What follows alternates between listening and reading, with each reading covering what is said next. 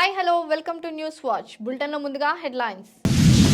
BRS లో చీలిక, social మీడియాలో వైరల్ అవుతున్న వార్త. చంద్రబాబుతో పవన్ భేటీ, పొత్తు ప్రక్రియను వేగవంతం చేయాలని నిర్ణయం. పీఓకేలో ఎన్నికలకు సిద్ధమవుతున్న కేంద్రం, లోక్సభలో ప్రవేశపెట్టిన 2 కీలక బిల్లులు. హ్యాండ్లూమ్ చైర్మన్ పదవికి రాజీనామా చేసిన చింతా భాస్కర్, సంగారెడ్డి నుంచి ఎమ్మెల్యేగా విజయం సాధించిన నేపథ్యంలో తీసుకున్న నిర్ణయం. సమస్యల వలయంలో గద్వాల్ జిల్లా ప్రభుత్వ హాస్పిటల్, పట్టించుకోని హాస్పిటల్ సిబ్బంది. కొత్తూరులో చిరుత కలకలంపై వీడిన మిస్టరీ, ప్రజలు భయాందోళనకు గురి కావద్దని స్థానిక రైతులకు సూచిస్తున్న అధికారులు. హైకమాండ్ ఆదేశానికి కట్టుబడి ఉండాల్సిందే, కీలక వ్యాఖ్యలు చేసిన కాంగ్రెస్ ఎమ్మెల్యే శ్రీధర్ బాబు. మానవ హక్కుల సంస్థలపై నేతన్యాహు ఫైర్, ఇజ్రాయెల్ మహిళలపై దాడి జరిగినప్పుడు మీరంతా ఏం చేస్తున్నారని ప్రశ్నించిన నేతన్యాహు. మరింత బలహీనపడిన మిచాంగ్ తుఫాన్, 3 రోజుల పాటు తెలంగాణలో ఓ మోస్తారు వర్షాలు కురిసే అవకాశం.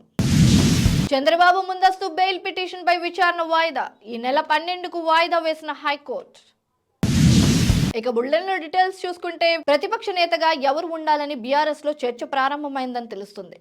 ప్రస్తుతం పార్టీ వర్కింగ్ ప్రెసిడెంట్ గా కేటీఆర్ ఉన్నారు. శాసనసభలో ప్రతిపక్ష నేతగా హరీష్ రావు వైపు కేసీఆర్ మొగ్గు చూపారని సమాచారం. పార్టీ బాధ్యత, ప్రతిపక్ష బాధ్యత 2 ఇస్తేనే చేస్తాను అంటున్న హరీష్ రావు, ముఖ్యమంత్రిగా సభలో వచ్చాను, ప్రతిపక్షంగా రాను, నేను ఎమ్మెల్యేగా రాజీనామా చేసి ఎంపీగా పోటీ చేస్తానని కేసీఆర్ చెబుతున్నారంటూ సంచలనమైన వార్త సోషల్ మీడియాలో వైరల్ అవుతుంది. జనసేన అధినేత పవన్ కళ్యాణ్ టీడీపీ అధినేత చంద్రబాబును హైదరాబాద్ లోని ఆయన నివాసంలో కలిశారు. తాజా రాజకీయ పరిణామాలపై ఇరువురు చర్చించుకున్నారు. తరచూ సమావేశమై పొత్తు ప్రక్రియను వేగవంతం చేయాలని గత భేటీల్లో ఇరువురు నేతలు నిర్ణయించుకుంటున్నట్లు సమాచారం. Jammu Kashmir reorganisation bill, Jammu Kashmir reservation బిల్లును సభలో పెట్టింది. దీని ప్రకారం కాశ్మీర్ 47 అసెంబ్లీ సీట్లు, జమ్మూ 43 సీట్లు, పీఓకే 24 సీట్లు, కాశ్మీర్ పండిట్లకు 2 అసెంబ్లీ స్థానాలను కేంద్రం రిజర్వ్ చేసింది. గతం కంటే కాశ్మీర్లో అదనంగా 1, జమ్మూలో 7 సీట్లు కేటాయించింది. దీంతో పీఓకేలో ఎన్నికల కేంద్రం సిద్ధమవుతున్నట్లు తెలుస్తుంది. ఇటీవల జరిగిన తెలంగాణ రాష్ట్ర అసెంబ్లీ ఎన్నికల్లో సంగారెడ్డి నుంచి విజయం సాధించారు చింతా ప్రభాకర్. ప్రస్తుతం రాష్ట్ర హ్యాండ్లూమ్ డెవలప్మెంట్ కార్పొరేషన్ చైర్మన్ గా బాధ్యతలు నిర్వహిస్తున్నారు. అసెంబ్లీ ఎన్నికల్లో గెలవడంతో కార్పొరేషన్ చైర్మన్ పదవికి రాజీనామా చేసినట్లు చింతా భాస్కర్ ఓ ప్రకటనలో తెలిపారు. రాజీనామా లేఖను ప్రభుత్వ ప్రధాన కార్యదర్శికి పంపినట్లు ఆయన తెలిపారు. జోగులాంబ గద్వాల్ జిల్లా పట్టణ కేంద్రంలో జిల్లా ప్రభుత్వ దవాఖానలో రోగులు అనేకమైన సమస్యలతో ఇబ్బంది పడుతున్నారు. సరైన సదుపాయం లేక ఆసుపత్రికి వచ్చిన రోగులు, వారితో పాటు ఉన్న సహకారులు భయంకరమైన ఇబ్బందులు ఎదుర్కొంటున్నారు. డాక్టర్లు సరైన వైద్యం అందించడం లేదు అని ఫిర్యాదు చేస్తున్నారు రోగులు. ఎక్స్రేకు వెళ్లాలి అన్న వార్డు బాయ్ లేక చాలా ఇబ్బంది పడుతున్నామని రోగులు మొరపెట్టుకుంటున్నారు.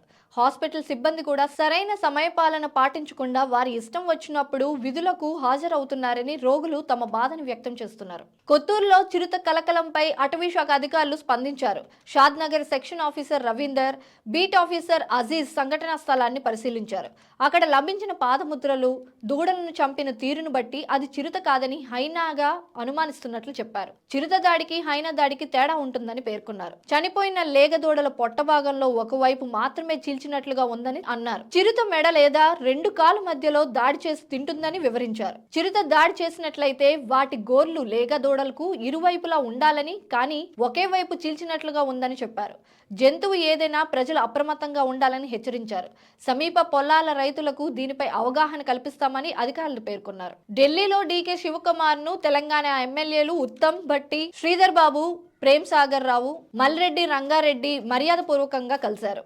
ఈ సందర్భంగా మీడియాతో మాట్లాడిన ఎమ్మెల్యే శ్రీధర్ బాబు, పార్టీ నేతలందరినీ కలవటానికి ఢిల్లీ వచ్చినట్లు తెలిపారు. పార్టీ అధిష్టానం నిర్ణయాలను స్వాగతిస్తానని చెప్పారు. హైకమాండ్ ఆదేశానికి ఎవరైనా కట్టుబడి ఉండాల్సిందేనని తెలిపారు. గాజాలో ఇజ్రాయెల్ సైన్యం దాడులు చేయడాన్ని మానవ, మహిళా హక్కుల సంస్థలు ఖండిస్తున్నాయి.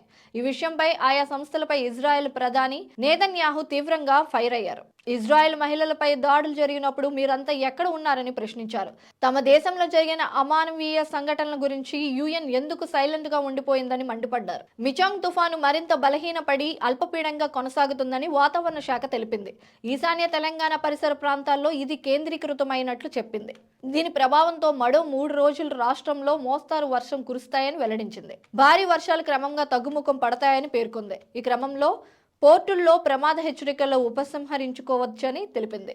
ఐఆర్ఆర్ ఇసుక కేసులో చంద్రబాబు దాఖలు చేసిన ముందస్తు బెయిల్ పిటిషన్ విచారణ వాయిదా పడింది. గత ప్రభుత్వం హయాంలోని ఉచిత ఇసుక విధానంలో అక్రమాలు జరిగాయంటూ సిఐడి కేసు నమోదు చేసింది. ఈ కేసులో ముందస్తు బెయిల్ కోసం చంద్రబాబు వేసిన పిటిషన్ పై విచారణ జరిపిన హైకోర్టు తదుపరి విచారణను ఈ నెల 12కు వాయిదా వేసింది. ఇప్పుడు మరోసారి హెడ్లైన్స్ చూద్దాం. బీఆర్ఎస్ లో చీలిక, సోషల్ మీడియాలో వైరల్ అవుతున్న వార్త. చంద్రబాబుతో పవన్ భేటీ, పొత్తు ప్రక్రియను వేగవంతం చేయాలని నిర్ణయం. పీఓకేలో ఎన్నికలకు సిద్ధమవుతున్న కేంద్రం, లోక్సభలో ప్రవేశపెట్టిన 2 కీలక బిల్లులు. హ్యాండ్లూమ్ చైర్మన్ పదవికి రాజీనామా చేసిన చింతా భాస్కర్ సంగారెడ్డి నుంచి ఎమ్మెల్యేగా విజయం సాధించిన నేపథ్యంలో తీసుకున్న నిర్ణయం. సమస్యల వలయంలో గద్వాల్ జిల్లా ప్రభుత్వ హాస్పిటల్, పట్టించుకోని హాస్పిటల్ సిబ్బంది.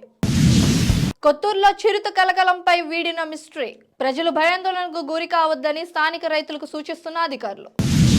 హైకమాండ్ ఆదేశానికి కట్టుబడి ఉండాల్సిందే, కీలక వ్యాఖ్యలు చేసిన కాంగ్రెస్ ఎమ్మెల్యే శ్రీధర్ బాబు. మానవ హక్కుల సంస్థలపై నేతన్యాహు ఫైర్, ఇజ్రాయెల్ మహిళలపై దాడి జరిగినప్పుడు మీరంతా ఏం చేస్తున్నారని ప్రశ్నించిన నేతన్యాహు. మరింత బలహీనపడిన మిచాంగ్ తుఫాన్, 3 రోజుల పాటు తెలంగాణలో ఓ మోస్తారు వర్షాలు కురిసే అవకాశం. చంద్రబాబు ముందస్తు బెయిల్ పిటిషన్ పై విచారణ వాయిదా, ఈ నెల 12కు వాయిదా వేసిన హైకోర్టు. సో చూసారుగా, ఇవి ఇప్పుడు వరకున్న బులెటిన్ అప్డేట్స్. మరిన్ని అప్డేట్స్ కోసం కీప్ వాచింగ్ న్యూస్ వాచ్.